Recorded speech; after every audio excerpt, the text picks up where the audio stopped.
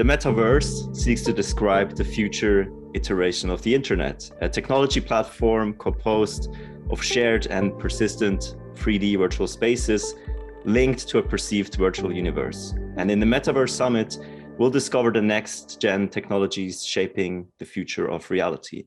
And in preparation of the Metaverse Summit, we're gathering the most interesting thought leaders who conceptualize, build, invest in, and experience the metaverse. So welcome to the show.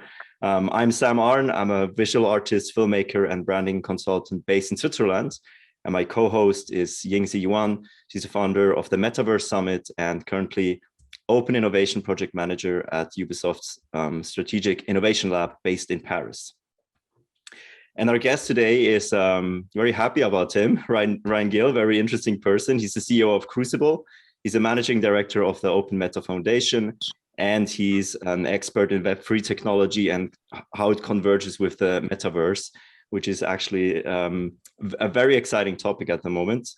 And yeah, let's start off with the first question, Ryan. How did you become an advocate for the open metaverse? Like, what's kind of your journey that brought you from wherever you were before to this point in time where you're right now? Absolutely. And thank you for inviting me. It's great to be here with both of you.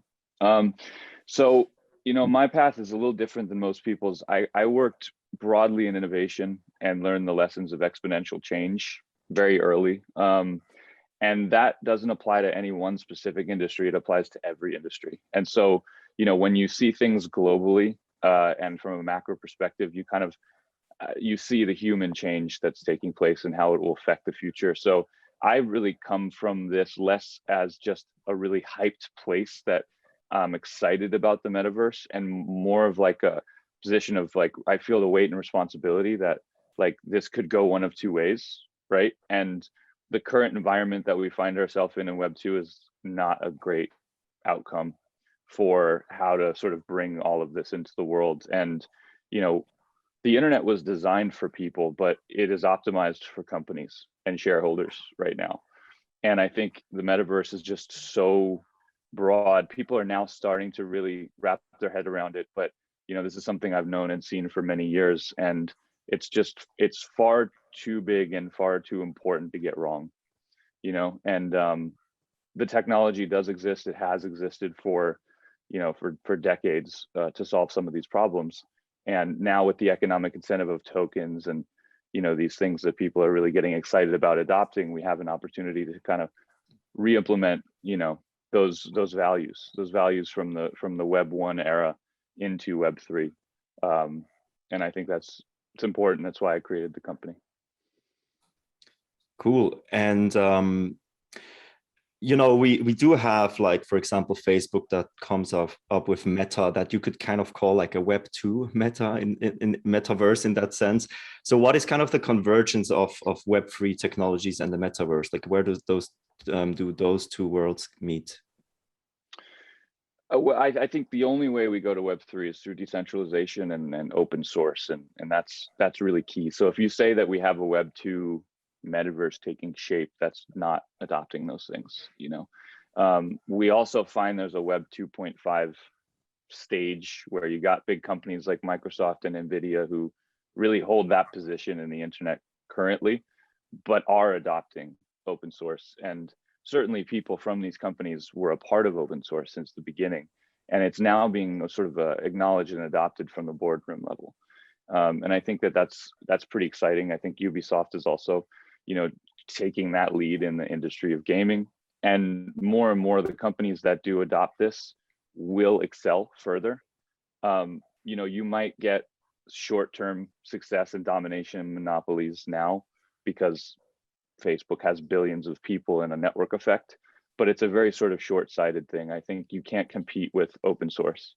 You can't compete with an environment where problems are only solved once for everybody, and then there's composability to build off of that. Like, it just moves faster and it rewards people now with tokens. I don't think, you know, from a long-term view, if you're thinking in the sense of sort of decades here, it only makes sense to start to embrace more decentralization.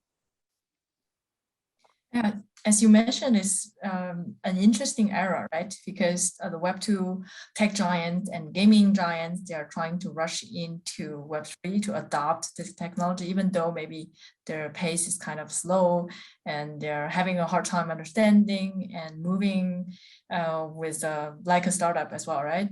And especially in the gaming space, I would say like companies are trying to adopt the technology of blockchain and a lot of different protocols and different ecosystem. They're trying to attract more developers and more builders in their ecosystem. So you also founded Crucible, and that is a very interesting and important part of the metaverse because it's about people, it's about their identity, it's about their vision of themselves and their relationship with the world, with the virtual world, right? So how did you imagine Crucible in the metaverse? Well, it's really shaped up, Crucible started as a moment in time, really, and like an action plan for a thesis that I had developed personally. Now, fast forward through, COVID, it's no longer my thesis. It's a shared thesis now. I've created a lot of language for it and planted seeds to kind of help people wrap their head around it. But we're now at a time where it's a logical conclusion to come to, especially if you're not a part of big tech currently. I think big tech has a real sort of sunk cost to it. It's going to take longer for these massive cruise ships to turn. You could do a branding exercise and change your name, but to really, from the very guts of your business, change the way you do it away from an advertising model that sort of farms attention, that's going to be a much harder thing to do. So Crucible is native to this moment, and it really represents a way to simplify Web3 for game developers. And I'm increasingly starting to feel more excited about the modding community as well. I recognize that the game development community, there is a significant headwind, right, in their desire or ability in this moment to really wrap their head around this and understand how it is valuable. There's a lot of cynical energy within that community, but that skill set of like developing and designing games has broken out of that mindset in modding, right? And it's got a long history of people just hacking things together and making really interesting things, and that's one of the values of Web3. So I'm starting to become more and more excited about like the modding community and how we can legitimize, what has existed in that space for a long time. So Crucible, like, practically is just tools. It's an SDK for the game engine, right? And what we do is kind of take Web3, simplify it, and design it really mainly for the way that game developers think. Yeah, at the current stage, it's like a really important thing, right? Because Web3 tools and protocols are becoming more and more mature in comparison with, let's say, 5 years ago in 2018. And then now is the high time to really bridging the Web2 and Web3 community and provide these tools and services and SDK, for example, that is easily accessible to developers. So my question is really like, what is the vision of Crucible? And more importantly, like, why is an open metaverse so important? Like, what is at stake? What happens if we don't do that? Like, what is the alternative to this? And what would that look like? Yeah, I think, the thing about Web3 is it's more than technology. It's really like philosophy, it's values. If you see people that have left their sort of job in Web2 and they now work full-time in Web3, you're almost guaranteed that they share a certain number of values, right? And that's why you get so much passion in our community. So I think you have to kind of ask yourself whether, in terms of the individual users themselves, has Web2 been successful for them, right? Because it's certainly been successful for business, right? We got the largest companies of all time, and they dominate everything. They've swallowed up the economy. They're now more influential than governments, right? And so, like, I don't know, do you define that as an optimal thing for the individual human beings on Earth, right? And if you feel some level of sort of like cognitive dissonance with that, like that's the energy in Web3, and that's why the open metaverse matters, because the metaverse as we talk about it is just, it's a massive sort of orders of magnitude more of what the internet is now, right? It's in our bodies, it's in our brains more. You know, it's in other parts of our life. It's going to take over work and livelihood in parts of the world that, you know, have never really had connection to the internet, and it's going to happen quickly. Like it just spans globally, and it becomes incredibly intrusive, right? In ways that I think we all should feel somewhat uncomfortable to allow a couple big companies to really dominate and own that, I think. But it really comes down to like, how do you feel about that? Like, what are your values? What kind of future do you want? You know, I'm in my young 30s, so like I'll have kids soon, and I think about what kind of world we want to leave for them. If you have kids now and you see how much they play games and how much that's changed how the world works so far, just kind of extrapolate where you think that goes. And, you know, this generation is going to be really defined by the sort of war on digital sovereignty, and this idea that like we've fought for our freedoms in the physical world for so long, and now we're just doing the same thing because the world's becoming digital. And open metaverse just really means more of like a way that you have your own freedom and your own agency.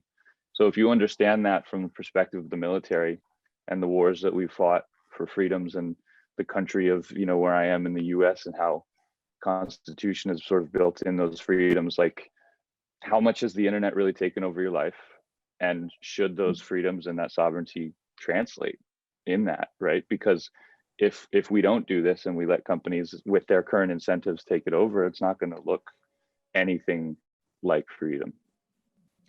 So who are the players in that game right now? So you mentioned already there's like game developers, you have the modders, and then you have Facebook, who announced Meta. So kind of just so we have an overview before we dive into the metaverse, actually, like who are the players?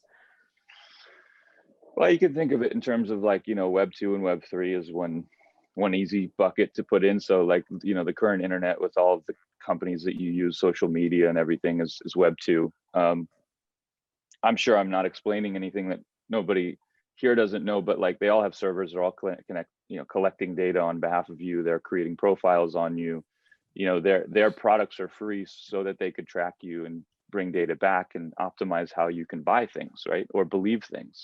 Where it gets dangerous is in the believing things, the political use of all of this, which we've already seen Facebook be a part of. So, you know, there's that side of it. And there's Web 3, which is really an emergent thing as a response to some of the failures of the current system, right? And using all of this new encrypted tech and this math to create a parallel economy, right? That is sort of separate from any fiat or government standard. And then there's that middle ground in between, which I think is a really important thing to focus on right now, is that middle ground, because, you know, you have Web 3, which is native, which is a wild west, right? And then you have Web 2, which is overly regulated and also, you know, very sort of dominant in its position. The people from the current sort of like levels of influence that are embracing what Web 3 offers are the ones that are creating sort of on-ramp now. You know, and then there's a lot of founders like myself, there's a lot of artists and builders in the community that just dive right natively into Web3 and just build there and don't regard any of the old world, you know. But to me, the open metaverse is a sort of culmination of all this together, and what that will look like, and how power and influence, this is something Chris Dixon just tweeted from Andreessen Horowitz. Web3 is really how power and influence will be distributed over the next 10 to 15 years. And if you think of it through that lens, you can see why it's more than just, you know, a bunch of hackers and artists selling JPEGs. Yeah, definitely. So as you mentioned, the most important element that Web 2 doesn't have, that is in Web 3, is the decentralization. And we see, especially in the gaming industry, a lot of games, they are kind of reverse engineering, meaning that they are encouraging the creators to build their own project instead of big gaming publishers decide top down like what people want to play, how people are having fun in the future, and finance the project that they don't know if it is going to sell one day or not. This new way of game production, of creation, is really exciting. And with that, I want to come back to the topic of the DAO, because you initiated Open Meta DAO, right? So what do you think, how do you imagine the way of functioning of the DAO in the future? And because everybody in Web3 is saying that, okay, before there was DeFi and NFT, and this year it's gonna be DAO year, right? What do you think of that? I think that's pretty clear, yeah. Yeah, there's hype cycles, certainly. There's, headlines and buzzwords, and it's a good way for us to sort of watch the evolution of things. So yes, if you're new to this, we had cryptocurrencies, and then Ethereum brought smart contracts. We had really how companies and organizations were formed around that. And then those same tokens started to represent creative work, which is what you'll hear NFTs become. And, now DAOs is other ways of organizing people together. Coordination, really. But the most important part of a DAO is governance. So it's how does a group of people coordinate around making decisions together, right? It's not just throwing everyone in a group chat on the same market cap of a token or the same cap table, right? It's how does that group of people who share some value make decisions to move things forward, right? That's governance. And so we're very early in that. But the heuristic of how I've started Crucible and sort of what helps me make decisions for every step is our values and what we believe in, and making sure that it is open. So when it is open, like, it makes more sense to let the community drive this thing. There are certain decisions that become a no-brainer, even if it's nascent tech and unproven models and all this stuff.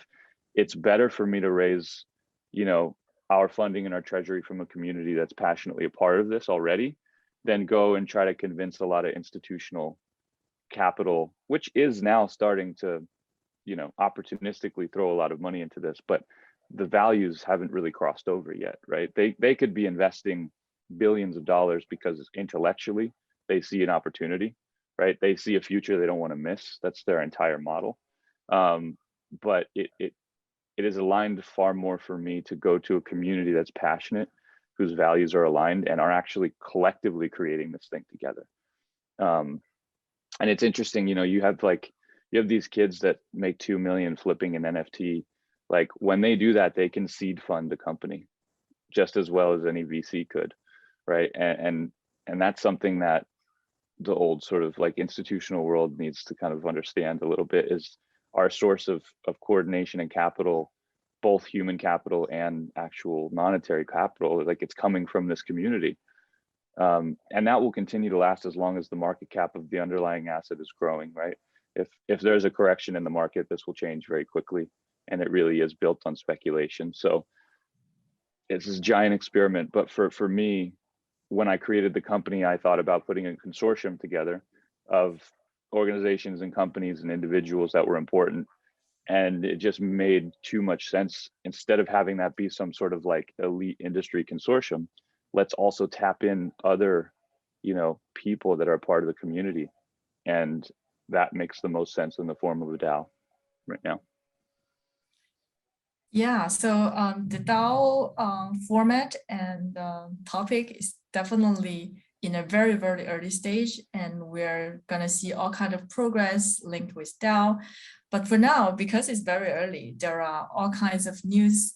For example, Constitution DAO, who is trying to do the auction, who go on the news. And actually, because of the regulation of the real world governance, they cannot give the money back somehow because of fiscality. So we have this parallel world where the DAO is governing, like the community is governing. However, we still have the regulation in the real harsh reality. So what do you think of that? And then what are kind of the challenges that you face right now and maybe in the future? Yeah, I think the truth is the regulators are mostly a generation that won't fully get this. I don't expect regulators to make really smart decisions on all this stuff right now for the future. I think partially it's a land grab for them to try to understand how to control what's happening. But also, I think to some level, generationally, like, you know, the truth is most of this generation won't fully ever wrap their head around it, right? There's a sort of like subset of really excited people, you know, who just love innovation and want to get into it. But like, I think, you know, the sort of generation that's building it right now is the one that ultimately understand it and will bring it into fruition. And the regulators are just trying to figure out how to extract something from that, right? They're also protecting people, but the main sort of like reason for all this regulation is to control it. And I think, you know, unfortunately, there's going to be the sort of cat and mouse of the pace of innovation and the open source software you can't stop, and then the regulation in terms of what's legal and what's not. But it's a constant evolving thing. We have to, you know, always be thinking about it. And certainly we're always doing kind of research on jurisdictions and where in the world is adopting this. So, you know, I chose Switzerland. You know, the association and the DAO is based in Zug, which has sort of shaped up to be the home for, you know, how to regulate and protect all of this stuff in a really sort of like enabling way, you know, more than others. And I think you see a lot of small nations that are really taking a big opportunity right now, while big nations, you know, nation state powers are pushing this away. You know, smaller countries are going to leapfrog larger nations in the economy just because they allow the innovation to come and they create incentives to attract it. You know, we were just in Lisbon. That's one great example, and they have a lot of potential to sort of like really reimagine what that place can be native to these things. So, you know, part of the complication of Web3 is you just have to always be paying attention to it and doing a lot of research, and you have to be thinking about monetary theory and thinking about game theory and all of these things all at once. It's very, very complex, you know, far more complex than what it might sound like when you see somebody on a panel talking about it. So it's important to like really go through this rabbit hole on your own and find your own reason for really caring about this. I don't think you could really like, you can't force people into Web3. You can help them understand what it means and why it's important, but everybody's on this journey. And one of the challenges I find actually is right now that the game development skill set is so instrumental and important to what the metaverse is and will become. And it's a community of people that's still not gotten there yet, you know? And I'm really trying to figure out how we can do that, because like digital artists, for example, for decades did client services. Big brands would hire them to do kind of creative work. And then, you know, people showed really an entire generation now that feels very liberated from that client work and is just doing their own thing, right? And making their own way far better with their own work and their own fans and their own community. And we haven't had a people for game development, certainly. But I hope that happens soon, because the skill set of that, you know, to build games that are fun and engaging and to build game economies that are lasting and sustainable, like that is everything, you know, to where we're going.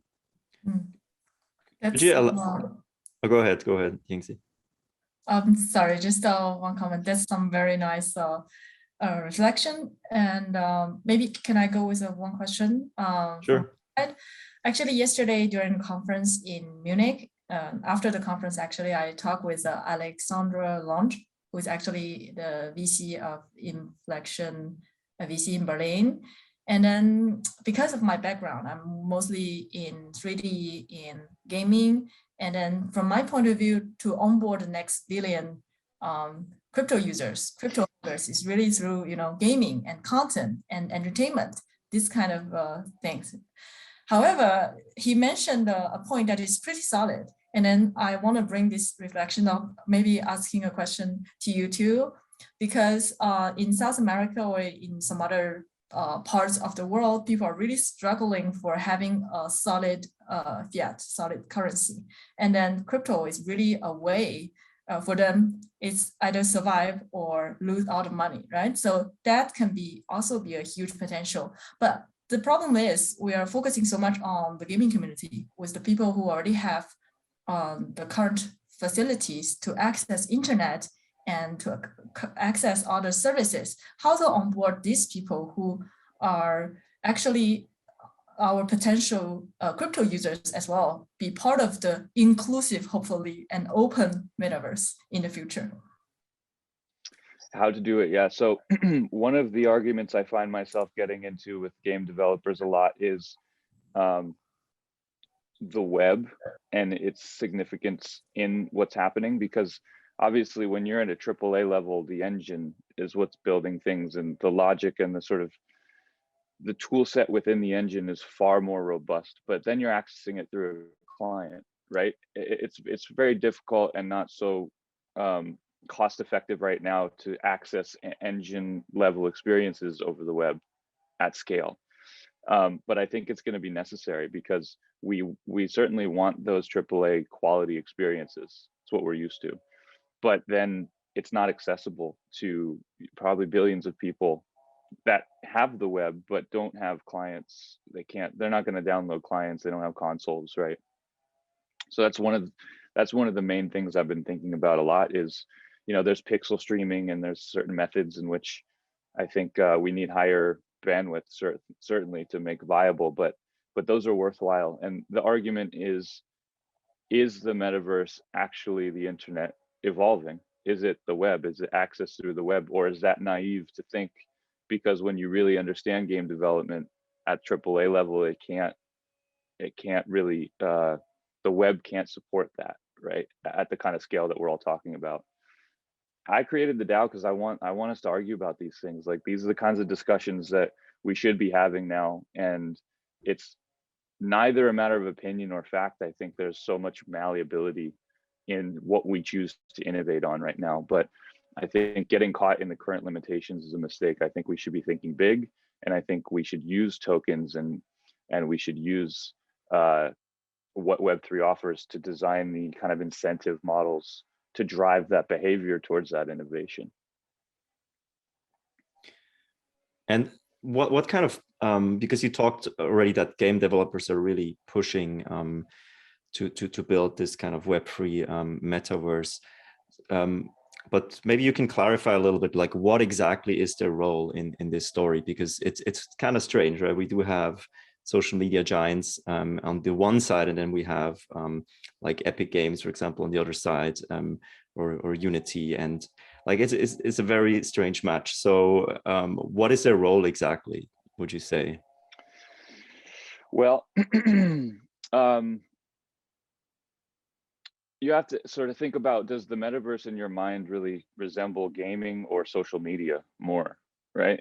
And I think it's clear to everybody that it's avatars, it's 3D environments, it's mechanics, right? Like, it's gaming. And while Web3 is a really incredible community, I think they're underestimating how hard it is to create a fun, engaging game with a sort of sustainable economy. Right now, I think most of the Web3 gaming world and play to earn is much less about fun first and more about sort of like the functionality of it. And sort of, there are some fun play to earn games, certainly, but I think the skill set of game development are experts at creating fun, engaging, well-designed, artful games with economies that sustain and last.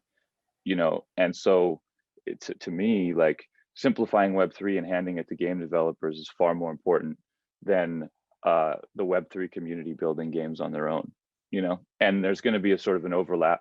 I think we're seeing a lot of AAA people leave and go work full-time in Web3, like Mythical is one great example of that.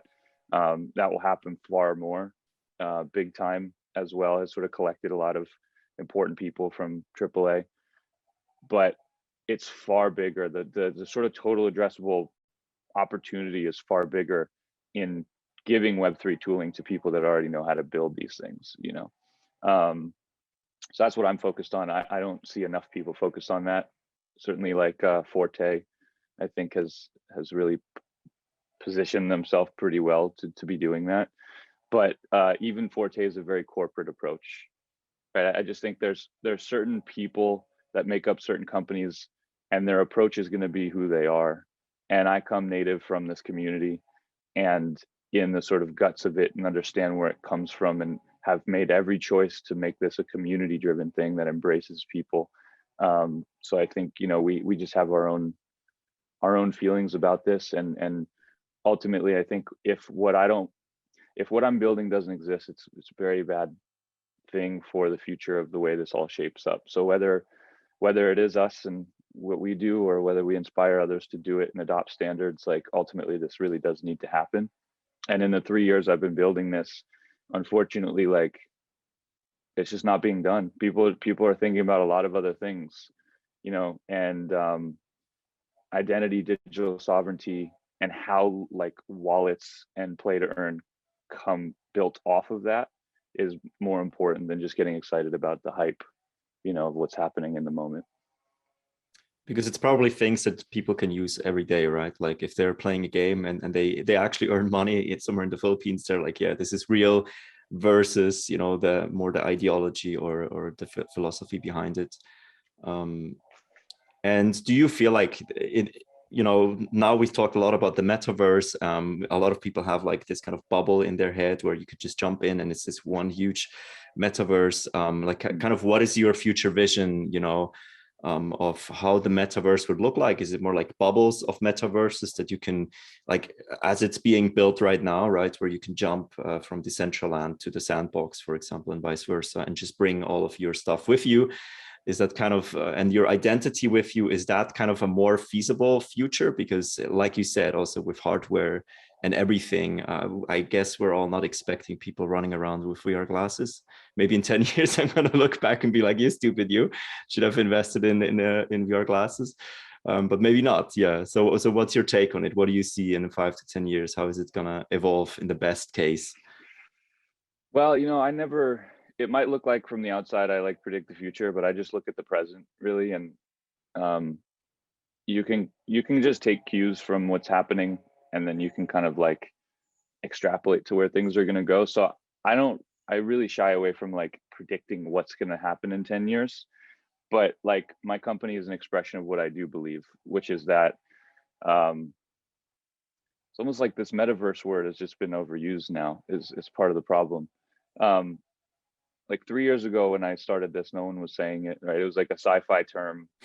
People said the word metaverse, no one said open metaverse, you know, and now you got people kind of blanketing everything with this word and really not even agreeing on what it means. So we're certainly in a time now where like definitions of things is being argued about, like what the actual terminology is, and that's important to set the foundation for what we do with all of it. But, you know, I think if you look at what's taken place with brands trying to make their way into this concept, right? It's interesting to look at the difference between like Web 2 and Web 3. You have really established luxury brands, fashion brands, just kind of like planting their seeds, you know, or buying in or doing a land grab or even a marketing campaign, really.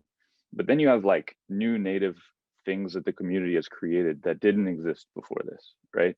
And I think the question is like, you know, the next generation of kids that adopt all of this stuff, do they care more about like Rolex as a brand, or are they going to care more about, you know, like Bored Apes as a brand? And there's lessons there, right? Bored Apes is allowing everyone to collectively benefit and create it together. And these established brands have always just been talking down to you, right? And like studying you, but ultimately like extracting a transaction from you. And again, so it's most important thing for all of this is the values that come with it.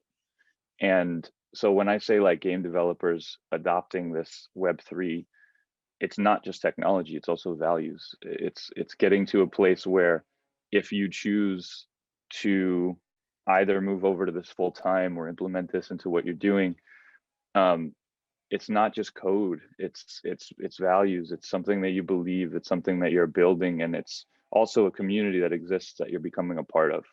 So however it shapes up over the next 5 years, the winners will be the ones who become a part of the community with us, who don't just try to extract and bring a zero-sum thinking mindset into this, but really understand that this is an opportunity for a lot of positive sum, and this is an opportunity to collectively be a part of creating what this becomes together, as opposed to just dictating what the definition is and then talking down to everybody with your research, you know? So every time a brand reaches out to me, I always say that there's opportunity for you to become a part of something bigger that's happening. And when you do, you'll be accepted. But if you just sort of like write up some campaign about this, like, we're going to see through it, and it happens time and time again, and it's a very short-lived success, right? But the ones that are doing it more authentically as a part of the community, I think they're going to see an upside that they've really never even imagined before. Yeah, I have a question actually. So Crucible is about digital identity of people, right? But people are people. They live, they survive, they work sometimes. So with DAO, I'm thinking maybe people will have a different way of living, because now it's like sometimes it's a very boring job or life, and then one person has one role, and always the big machine of the society asks people to concentrate on their part of the job inside of the society. So they want a specialization of people. With that, I'm thinking, oh, okay, I can participate in different initiatives. I can contribute as I want. So what do you think is the future of a human that is kind of in the metaverse, in a sense that they participate in different initiatives, different DAOs, and what is the real life like for people concerning Web3, sorry. It's a big question. I think more and more it will become obvious that the way that this will evolve is based in identity, right? Like being a user of social media was a nice bulletin board for you to kind of like create a persona of what you wanted to share with people. But this next stage is much more about who are you, what do you believe in, how do you want to express yourself, even if it's not the way you were born or the way people see you in the world. And, you know, like this story of Web3 has been very much about asking questions, right? Like, what is money? What is value? What is art, right? Like these very sort of fundamental human questions. And so we will definitely sort of change the way that we live. I'm hoping that this creates more of an environment for us to, you know, there's the concept of whether we're going to use this to mask ourselves, which is something that we do with current social media. We just compare and mask, really. But that's what it's optimized for. So if new incentives are designed in which this can optimize for true expression in some way, that's a good thing, you know.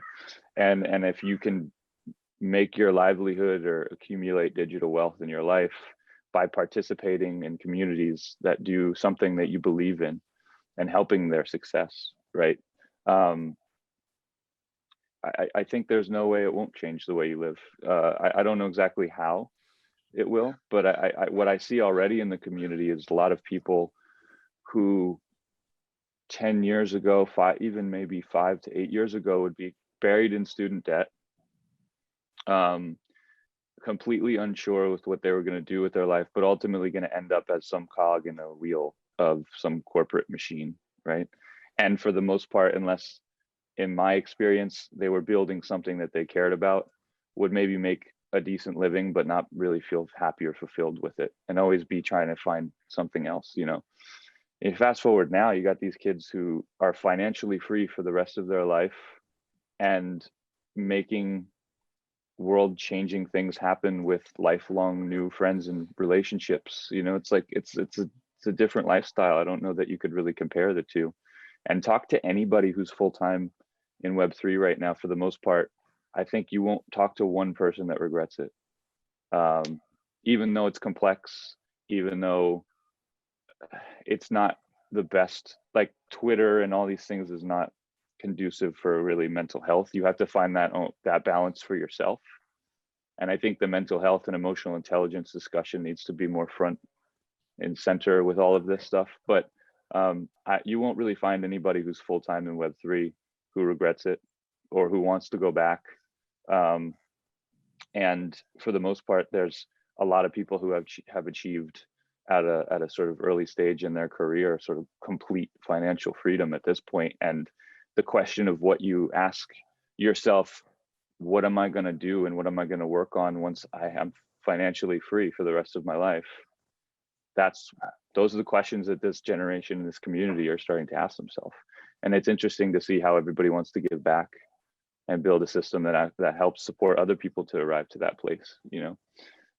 And the old sort of Web 2 paradigm was never about enabling that, you know, and that's evident to most of us, certainly, like financially being buried under student debt or whatever other sort of like mechanic has been made. It's this community and what we're doing here is much more about like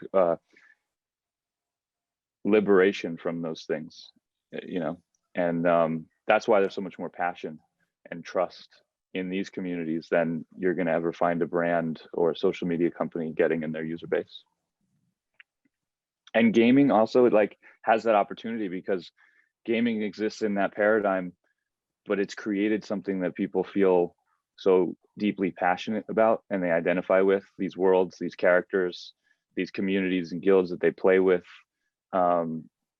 So to me, the opportunity that the industry of gaming has, it just, it's far more than any other industry, which is why I've chosen to build what I've really spent the last 3 years on. But, you know, and working with you guys at Ubisoft it's a cool opportunity because there's a lot of sort of AAA level companies that are scared to be first.